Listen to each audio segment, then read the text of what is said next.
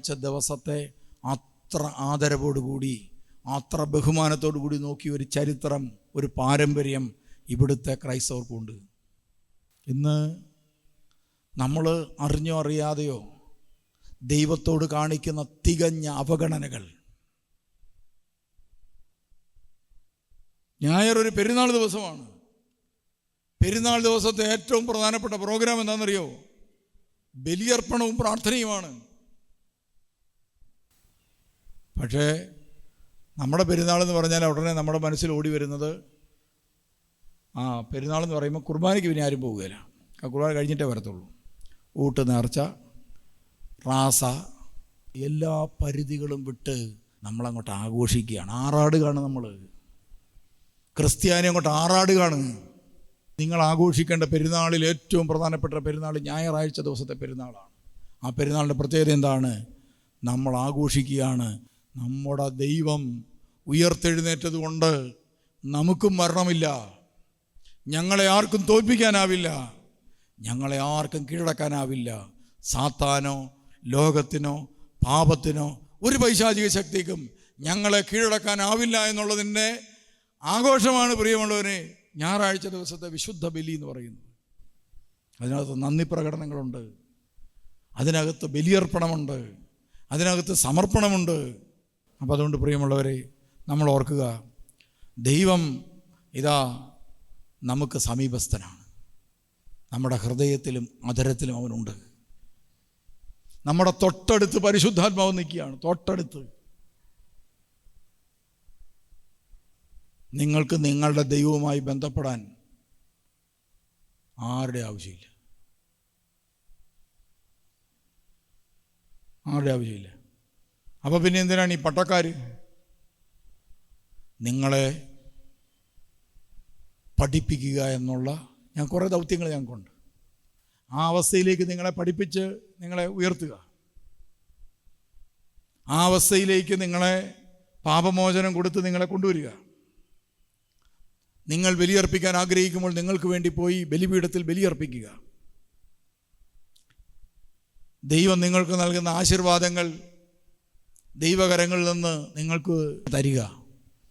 ദൈവം ഞങ്ങളിലൂടെ, ഇപ്പോൾ നമുക്കറിയാം, മൂലമറ്റം പവർ ഹൗസിൽ നിന്ന് കറണ്ട് വരികയാണ്. അലുമിനിയം കമ്പി വാങ്ങിത്തരുന്നതല്ലല്ലോ കറണ്ട്, ആണോ? മൂലമറ്റത്ത് നിന്ന് അലുമിനിയം കമ്പി ട്രാൻസ്ഫോമറും കൂടി വാങ്ങിത്തന്നതാണോ ഇവിടെ കറണ്ട്? അല്ല, അതിലേ പ്രവഹിച്ചിങ്ങോട്ട് വന്നെന്നുള്ളതേ ഉള്ളൂ. അതിനുള്ളിൽ ചാലകമായി അലുമിനിയം കമ്പി നിൽക്കുന്നത് പോലെ ഞങ്ങളെ കർത്താവ് അപ്പോയിൻ്റ് ചെയ്തിരിക്കുന്നു മാത്രം. നിങ്ങളെന്ത് ചെയ്യണം? നിങ്ങൾ നിങ്ങളുടെ ദൈവവുമായിട്ട് നേരിട്ടൊരു ബന്ധത്തിലെത്തിച്ചേരണം, നേരിട്ടൊരു ബന്ധത്തിലെത്തിച്ചേരണം. അതാണ് ഇനിയുള്ള കാലഘട്ടത്തിലെ ആത്മീയത എന്ന് പറയുന്നതാണ്. എല്ലാവരും ദൈവവുമായിട്ട് ബന്ധമുള്ളവരായിരിക്കണം. നിങ്ങൾക്കൊരു പ്രതിസന്ധി വന്നാൽ നിങ്ങളുടെ മുറിയിൽ കയറി ദൈവത്തോട് നിങ്ങൾക്ക് ചോദിക്കാൻ പറ്റണം, ദൈവമേ എന്താണ് ഞാൻ ചെയ്യേണ്ടത്? കറക്റ്റ്, ഞാൻ എന്താ ചെയ്യേണ്ടത്? ഏത് കാര്യത്തെക്കുറിച്ച് ചോദിച്ചു? നിങ്ങളുടെ എല്ലാ വിഷയങ്ങളും. നമ്മളിപ്പോൾ ആത്മീയതയും ഭൗതികതയും രണ്ടായിട്ടാണ് കാണുന്നത്. അങ്ങനെ കാണരുത്. നിങ്ങൾ ചെയ്യുന്നതെല്ലാം ദൈവം ഇഷ്ടപ്പെട്ടിട്ട് ചെയ്യുന്നതാണ്. നിങ്ങൾ വീട് പണിയുന്നു, ദൈവത്തോട് ചോദിക്കണം, കർത്താവേ വീട് ഞാൻ എങ്ങനെയാണ് പണിയേണ്ടത്? എത്ര രൂപയുടെ വീട് പണിയണം? എത്ര മുറി വേണം? എങ്ങനെയാണ് എന്നൊക്കെ ചോദിക്കണം. ചോദിക്കുമ്പോൾ കർത്താവ് കൃത്യമായിട്ട് മറുപടി പറയും, അല്ല അതിനെപ്പറ്റി ആളെ കൊണ്ടുത്തരും. ഞാൻ അടുത്ത കാലത്ത് ഒരു കെട്ടിടത്തിന് പ്ലാൻ എടുത്ത് വെച്ചു. നല്ല മനോഹരമായൊരു പ്ലാനാണ്. പക്ഷേ ഇത് നോക്കിയിട്ടും എനിക്കങ്ങോട്ട് എന്തോ ഒരു പാളിച്ച എനിക്കിനകത്തും ഫീൽ ചെയ്യുന്നുണ്ട്. അങ്ങനെ ഞാനിത് വെച്ചുകൊണ്ടിരിക്കുകയാണ്. ഇപ്പം ഞാനിത് ഇടയ്ക്കിടയ്ക്ക് എല്ലാവരെയും വിളിച്ച് പറയുന്നുണ്ട്, ഇത് ഇങ്ങനെ വരുമ്പോൾ ഇങ്ങനൊരു കുഴപ്പം വരും, സാമ്പത്തിക മേഖലയിലാണ് പ്രോബ്ലം ഉണ്ടാകാൻ പോകുന്നത്. അപ്പോൾ അവർ ഓക്കെ എന്ന് പറഞ്ഞ് എല്ലാവരും പോവുകയാണ്. അവസാനം ഞാൻ ദൈവത്തോട് എന്ന് പറഞ്ഞു, എൻ്റെ കർത്താവേ, ഞാൻ ഈ പരിപാടിയെല്ലാം നടത്തി വല്ലതും പൂട്ടിപ്പോയെങ്കിൽ അതുകൊണ്ട് ഞാൻ വേണ്ടി ഈ സാധനം നിൻ്റെ മുമ്പിൽ വെച്ചിട്ട് ഇതെങ്ങനെയെങ്കിലും നമുക്ക് പറ്റുന്ന രീതിയിലൊന്ന് ആക്കിത്താ. ഇതൊരിക്കലും ഹാൻഡിൽ ചെയ്യാൻ പറ്റാത്ത അവസ്ഥയിലിരിക്കുകയാണ്. ഇതെന്താണെന്ന് എനിക്ക് മനസ്സിലാകുന്നില്ല. എന്തോ ഒരു സംതിങ് നമ്മുടെ കൈപ്പിടിയിലെത്താത്ത എന്തോ ഒന്ന് ഇതിനകത്തുണ്ട്. അത് ഒന്ന് കണ്ടുപിടിച്ച് തരണം. ഒരു ദിവസം കഴിഞ്ഞില്ല. ഒരു ദിവസം രാവിലെ ഞാൻ എഴുന്നേറ്റ് കട്ടിലിരിക്കും, പെട്ടെന്ന് എൻ്റെ തലയിൽ ഐഡിയ കയറി. ഞാനവരെല്ലാം വിളിച്ചു കൂട്ടിയിട്ട് വിവരിച്ചു. ഞാൻ പറഞ്ഞു, ഇന്ന കാര്യങ്ങൾ ഇതിൽ നിന്ന് നമ്മൾ മുറിച്ച് നീക്കണം. നമ്മൾ എത്രയും പെട്ടെന്ന് എഞ്ചിനീയറെ വിളിക്കണം. എഞ്ചിനീയർ കഴിഞ്ഞ ദിവസം വന്നിട്ട് ഞാൻ പറഞ്ഞു, നിങ്ങൾ പണിത് ചെയ്തതിനകത്ത് ഇത്രയും കാര്യങ്ങൾ മുറിച്ച് നീക്കിയാലോ? ഉടനെ എഞ്ചിനീയർ പറയും, എൻ്റെ ദൈവമേ ഭാഗ്യം, ഇത് മുറിച്ച് നീക്കുക എന്ന് പറഞ്ഞാൽ ഞങ്ങൾ രക്ഷപ്പെട്ടു എന്നർത്ഥം. കാരണം എന്താണ്? ഇത് വെച്ചോണ്ട്, നിങ്ങൾ പറഞ്ഞതനുസരിച്ചാണ് ഞങ്ങൾ ചെയ്തത്, ഇത് വെച്ചോണ്ട് ഒരു കാര്യം ചെയ്യാൻ ഞങ്ങൾ ശ്രമിക്കും തോറും ഞങ്ങൾ കൂടുതൽ പ്രോബ്ലത്തിലായിക്കൊണ്ടിരിക്കുകയായിരുന്നു. ഇത് മാറ്റിയോ രക്ഷപ്പെട്ടു, ഇനി തിരുവിനൊന്നും വേണ്ടണ്ട, ഞങ്ങളിപ്പോൾ ശരിയാക്കിക്കൊണ്ട് വരാമെന്ന് പറഞ്ഞാൽ അവരൊറ്റ പോക്ക് വെച്ചു കൊടുത്തു. അപ്പം ഇത് ഒരു ഭൗതിക കാര്യമാണ്. പക്ഷേ ആ ഭൗതിക കാര്യം ദൈവകരങ്ങളിലേക്ക് ഏൽപ്പിച്ചതോടുകൂടി വളരെ സിമ്പിളായിട്ട് അതിന് ഒറ്റ ദിവസം കൊണ്ട് ഉത്തരം. ഇത് എൻ്റെ മാത്രമല്ല, നിങ്ങളുടെ എല്ലാവരുടെയും അവസ്ഥയാണ് ഞാൻ ഈ പറയുന്നത്. നിങ്ങൾ ഒന്നും ദൈവത്തോട് പറയാറില്ല, ഇത്രയും സിമ്പിൾ കാര്യമല്ല, ഞാനങ്ങ് ഹാൻഡിൽ ചെയ്തോളാം. കൊച്ചിനെ വളർത്തുന്നതല്ലേ, അതിപ്പോൾ കർത്താവിനോടൊന്നും പറയണ്ട, ഞാനങ്ങ് വളർത്താം. അങ്ങനെ വളർത്തിയാണ് കൊച്ചി ഈ പരുവത്തിനാകുന്നത്. അതുകൊണ്ട് നിങ്ങൾ കുഞ്ഞുങ്ങളെ വളർത്തുമ്പോൾ ദൈവത്തോട് ചോദിക്കണം, എന്താണ് കൊച്ചിനെ പഠിപ്പിക്കേണ്ടത്, എങ്ങനെയാണ് പഠിപ്പിക്കേണ്ടത്, ഏത് സ്കൂളിലാണ് വിടേണ്ടത്, എല്ലാം ദൈവത്തോട് ചോദിക്കണം. അപ്പോൾ ദൈവം കാണിച്ചു തരും എവിടെയെങ്കിലും, അതിനുള്ള ആളുകളെ കൊണ്ടുത്തരും. അപ്പോൾ അവിടെ അങ്ങനെയാണ് പഠിപ്പിക്കേണ്ടത്. നിങ്ങൾ നിങ്ങളുടെ മക്കളെ കെട്ടിച്ചു വിടാൻ നേരത്ത് ദൈവത്തോട് ചോദിക്കും, കർത്താവേ ഞങ്ങൾ എന്താ ചെയ്യേണ്ടത്, നിൻ്റെ കയ്യിൽ ഏൽപ്പിച്ചിരിക്കുന്നു. കൊച്ചുങ്ങൾക്ക് ഒരു കുർബാനയൊക്കെ ചൊല്ലിച്ച് പ്രാർത്ഥിച്ച് ഒരുങ്ങിയിരിക്കുക, ദൈവം കൊണ്ടുവന്ന് തന്നോളും.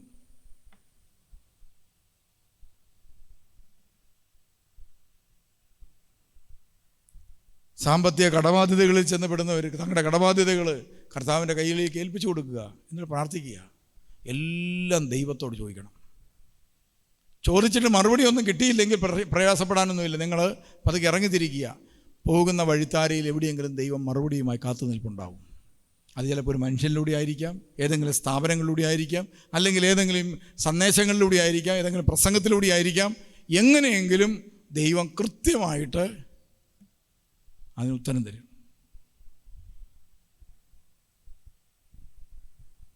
അതുകൊണ്ട് നമ്മുടെ ദൈവത്തോട് നമുക്ക് അടുക്കാനും ഒന്നാകാനും കിട്ടിയിരിക്കുന്ന ഏറ്റവും നല്ല അവസരങ്ങളിലെ ഏറ്റവും വലിയൊരു ആഘോഷ ദിവസമാണ് ഞായറാഴ്ച ദിവസം. ആ ദിവസം ഒരപ്പൻ്റെ വീട്ടിലേക്ക് മകൻ വരുന്നത് പോലെ വന്ന് അപ്പൻ്റെ മാറിൽ ചാരിയിരുന്ന് അപ്പനിൽ നിന്ന് സ്നേഹ സന്തോഷം അനുഭവിക്കാൻ, എൻ്റെ അപ്പ എന്ന് വിളിക്കാൻ.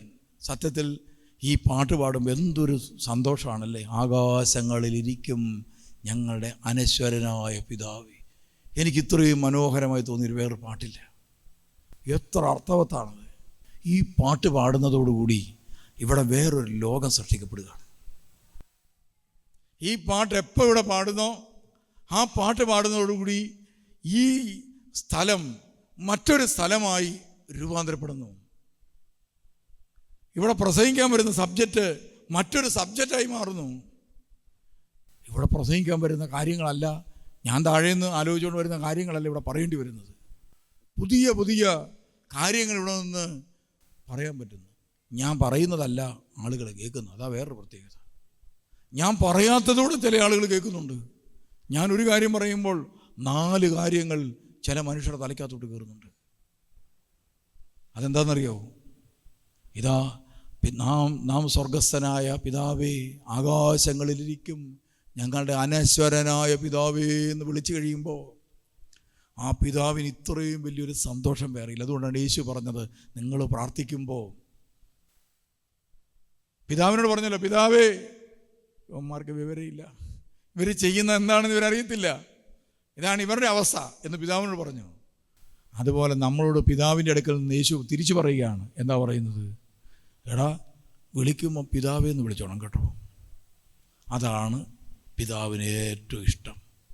അങ്ങനെ ഒന്ന് വിളിച്ചാൽ മതി, ബാക്കിയെല്ലാം അപ്പം തന്നെ കിട്ടും. ദൈവത്തിൻ്റെ ഏറ്റവും വലിയ ദാനം ഏതാണെന്നറിയോ? പരിശുദ്ധാത്മാവ്. അതുകൊണ്ട് നിങ്ങൾ വീട്ടിലാണെങ്കിലും എന്ത് ചെയ്യണം? നിങ്ങൾ ഇടയ്ക്കിടയ്ക്ക് ഈ പാട്ട് പാടുന്നത് നല്ലതാണ്. സമയമൊക്കെ ഉണ്ടെങ്കിൽ ഇടയ്ക്ക് ഒരു ദിവസമൊക്കെ ഈ പാട്ടൊക്കെ പാടുന്നതല്ല, എല്ലാവരും കൂടെ കൂടി ആകാശങ്ങളിലിരിക്കും ഞങ്ങളുടെ അനശ്വരനായ പിതാവേ എന്നൊന്ന് പാടണം. എത്ര മനോഹരമായിരിക്കും.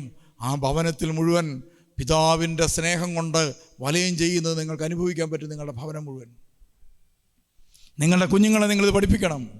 കുഞ്ഞുങ്ങൾ ഈ പാട്ട് പാടുമ്പോൾ സ്വർഗസ്ഥനായ പിതാവേ എന്ന പ്രാർത്ഥന ചൊല്ലുമ്പോൾ, നമുക്കറിയാം സ്വർഗസ്ഥനായ പിതാവേ എന്ന പ്രാർത്ഥന ചുമ്മാ ചൊല്ലി കഴിയുമ്പം നമുക്കറിയാം അതിനൊരു എന്നാ പറയുന്നത്, ചുമ്മാ ഒരു ചെലുത്താ അല്ലേ.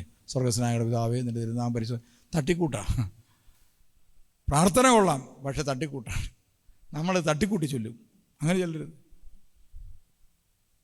ഞാൻ ഏറ്റവും കൂടുതൽ സന്തോഷം അനുഭവിക്കുന്ന മറ്റൊരു സമയം, വിശുദ്ധ കുർബാനയ്ക്ക് ശേഷം സ്വർഗസ്ഥനായ ഞങ്ങളുടെ പിതാവേ എന്ന പ്രാർത്ഥന നമുക്ക് ഏറ്റിയല്ല എന്ന് പറഞ്ഞ് ഏറ്റിയല്ലുന്നൊരു സമയമുണ്ട്. എന്താ സ്ഥിതി! ഭയങ്കര ഒരു സന്തോഷമുള്ള സമയമാണത്. കാരണം എന്താണ്? ആ ബലിപീഠത്തിന് മുമ്പിൽ നിന്നുകൊണ്ട് കാൽവറിയിലെ ബലി പൂർത്തിയാക്കിക്കൊണ്ട് പിതാവേ എന്ന് വിളിച്ച് പ്രാർത്ഥിക്കാൻ കിട്ടുന്നൊരവസരം. ഇതൊരു ചാൻസാണ് പ്രിയമുള്ളവരെ. ഭൂമിയിലെ എല്ലാ മനുഷ്യർക്കും കിട്ടാതെ പോകുന്ന ചാൻസ്. എല്ലാവർക്കും കിട്ടുന്നില്ല ഈ ചാൻസ്. പല മനുഷ്യർക്കും ഈ ചാൻസ് കിട്ടുന്നില്ല. നമുക്ക് ദൈവം തന്നിരിക്കുകയാണ് ഈ ചാൻസ്. അതോടുകൂടി ഈ ഭൂമുഖത്തെല്ലാം ഇറങ്ങി നടക്കുമ്പോൾ അപ്പൻ്റെ മകൻ ഇറങ്ങി നടക്കുന്നത് പോലെ ഇതാ മാലാഖമാരും വിശുദ്ധന്മാരും നമുക്ക് ചുറ്റും എപ്പോഴും ഒരു പ്രത്യേക മധ്യസ്ഥ പ്രാർത്ഥന. ദൈവപിതാവിൻ്റെ മകനായി നമ്മൾ അംഗീകരിച്ചുകൊണ്ട്, ദൈവത്തെ അംഗീകരിച്ചുകൊണ്ട് നമ്മൾ ഇറങ്ങി നടക്കുന്നത് തന്നെ ഒരു മധ്യസ്ഥ പ്രാർത്ഥനയാണ്. നമ്മളെ ഭൂമിയിൽ ഇറങ്ങി നടക്കുന്ന ഒരു മധ്യസ്ഥ പ്രാർത്ഥനയായി മാറും. നിങ്ങളൊരു പാപിയുടെ വീട്ടിലേക്ക് കയറിച്ചല്ലേ, അതൊരു മധ്യസ്ഥ പ്രാർത്ഥനയായി മാറും. നിങ്ങൾ മുറിവേറ്റവൻ്റെ വീട്ടിൽ ചെന്നൊരു ആശ്വാസം പകർന്നു കൊടുക്കുക, നിങ്ങളോട് പോയി ഇരുന്നാൽ മതി. അവർ പറയും നിങ്ങൾ വരുമ്പോൾ നല്ലൊരു ആശ്വാസം കിട്ടുന്നുണ്ട് കേട്ടോ. വെറുതെ പറയുന്നതല്ല, പരിശുദ്ധാത്മാവ് നിങ്ങളിലൂടെ അവിടേക്ക് പ്രവഹിക്കുന്നുണ്ട്. അങ്ങനെ പരിശുദ്ധാത്മാവിൻ്റെ ഉറവിടങ്ങളും ഉറവുകളുമാണ് ഓരോ ക്രൈസ്തവൻ. അതുകൊണ്ടാണ് യേശു ഇങ്ങനെ പറഞ്ഞത്, ആർക്കെങ്കിലും ദാഹിക്കുന്നെങ്കിൽ അവൻ എൻ്റെ അടുക്കൽ വന്ന് കുടിക്കട്ടെ. എന്നിൽ വിശ്വസിക്കുന്നവൻ്റെ ഹൃദയത്തിൽ നിന്ന് വിശുദ്ധ ലിഖിതത്തിൽ പറയുന്നത് പോലെ ജീവജലത്തിൻ്റെ അരുവികൾ ഒഴുകിക്കൊണ്ടേയിരിക്കും. ആർക്കെങ്കിലും ദാഹിക്കുന്നെങ്കിൽ അവൻ എൻ്റെ അടുക്കൽ വന്ന് കുടിക്കട്ടെ. എന്നിൽ വിശ്വസിക്കുന്നവൻ്റെ ഹൃദയത്തിൽ നിന്ന്, ഒരു ക്രിസ്ത്യാനിയുടെ ഹൃദയത്തിൽ നിന്ന്, വിശുദ്ധ ലിഖിതത്തിൽ എങ്ങനെയാ പറയുന്നത്? മുട്ടോളമല്ല, അരയോളമല്ല, നീന്താൻ വയ്യാത്ത എത്രയും വെള്ളം. അതാണ് പരിശുദ്ധാത്മാവിനെ കുറിച്ചുള്ള ബൈബിളിൻ്റെ വ്യാഖ്യാനം. എസെക്കിയേൽ പ്രവാചകന്റെ പുസ്തകത്തിൽ നമ്മൾ കാണുന്നുണ്ട്, 47-ാം അധ്യായത്തിൽ ബലിപീഠത്തിൽ നിന്ന് ഒരു നദി ഒഴുകുന്നു. ദേവാലയത്തിൻ്റെ ബലിപീഠത്തിൽ നിന്ന് നദി ഒഴുകുന്നു. ഈ ദേവാലയത്തിൻ്റെ ഒരു പതിപ്പായി അവൻ്റെ ഭവനത്തിൽ ഒരു ക്രിസ്ത്യാനി മാറ്റപ്പെടുന്നു. ഇതാ നിങ്ങളുടെ ഭവനങ്ങൾ ദേവാലയങ്ങളായി രൂപാന്തരപ്പെടട്ടെ.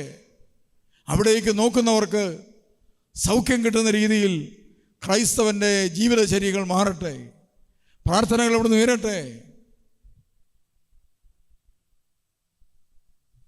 നമ്മുടെ ഭവനം ഒരു മധ്യസ്ഥ പ്രാർത്ഥന, ഒരു ദേവാലയമായി മാറണം. അവിടുന്ന് ദൈവത്തിൻ്റെ സ്നേഹ സാന്നിധ്യം നമ്മുടെ ചുറ്റുപാടുമുള്ള മനുഷ്യർക്ക് അനുഭവവേദ്യമാകത്തക്ക രീതിയിൽ മാറണം. കുറേ നാളുകൾക്ക് മുമ്പ് ഒരു വലിയ വെള്ളപ്പൊക്കം വന്നു.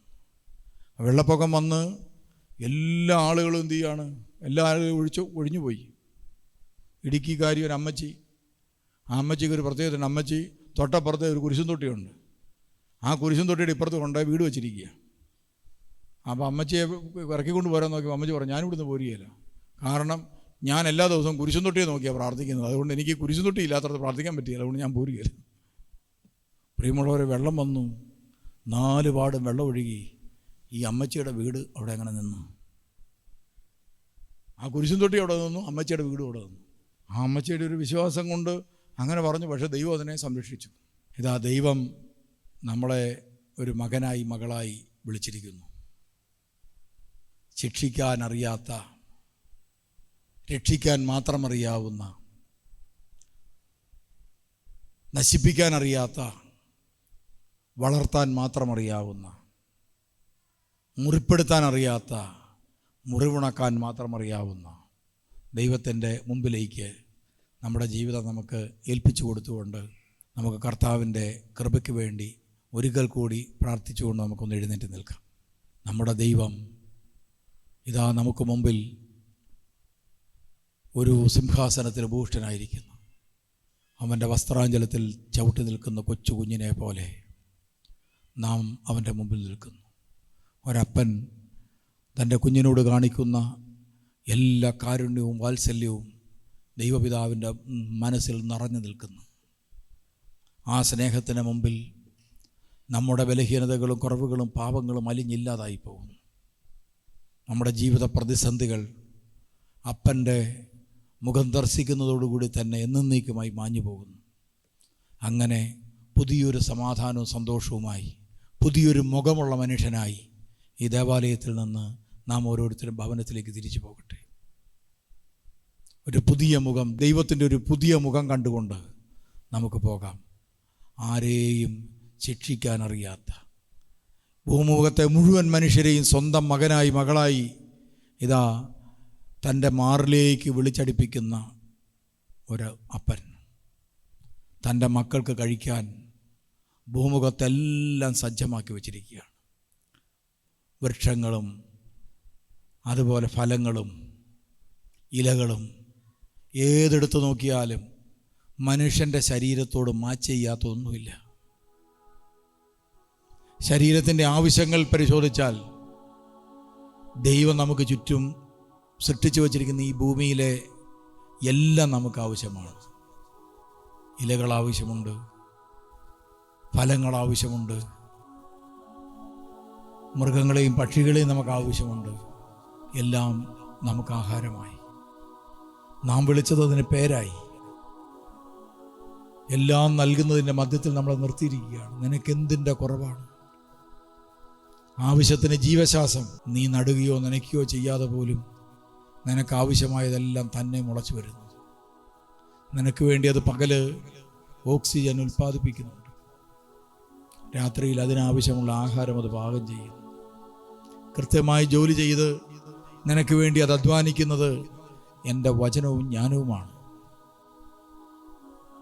നീ എന്തെങ്കിലും നന്ദി പറയാറുണ്ടോ? ഇതാ നിനക്ക് ആവശ്യമായ വിറ്റാമിനും പ്രോട്ടീനും എല്ലാം നിനക്ക് തരുന്നത് ഞാൻ നിനക്ക് വേണ്ടി നിൻ്റെ ചുറ്റും സൃഷ്ടിച്ച സജ്ജമാക്കി വച്ചിരിക്കുന്നതാണ് നിൻ്റെ ശരീരത്തിന് വേണ്ടത്. ആവശ്യമായ ഫൈബറുകൾ നിനക്ക് വേണ്ടി. നീ ഒരു പഴം തിന്നാൽ അതിനോടുകൂടെ നിനക്ക് ആവശ്യമായതെല്ലാം ഞാൻ തരുന്നുണ്ട്. എത്ര മനോഹരമാണ് ഈ ഭൂമി. നമ്മളെന്തെങ്കിലും ഈ ഭൂമിയെ നോക്കി ദൈവത്തിന് നന്ദി പറഞ്ഞിട്ടുണ്ടോ? നമ്മുടെ പിതാവിന് നമ്മൾ നന്ദി പറഞ്ഞിട്ടുണ്ടോ? ഈ മനോഹരമായ ഭൂമിയെ നോക്കി നമുക്ക് നന്ദി പറയാം. ഈ ഭൂമുഖത്തെ ഈ സൃഷ്ടിയുടെ പ്രത്യേകതകളെക്കുറിച്ച് ഓർത്ത് നമുക്ക് നന്ദി പറയാം. വായുമണ്ഡലത്തെക്കുറിച്ച് ഓർത്ത് നന്ദി പറയാം. ജീവശ്വാസം നൽകുന്നതിനെ ഓർത്ത് നമുക്ക് നന്ദി പറയാം. എല്ലാത്തിനും പിതാവേ, അങ്ങേക്ക് ഞങ്ങൾ നന്ദി അർപ്പിക്കുന്നു.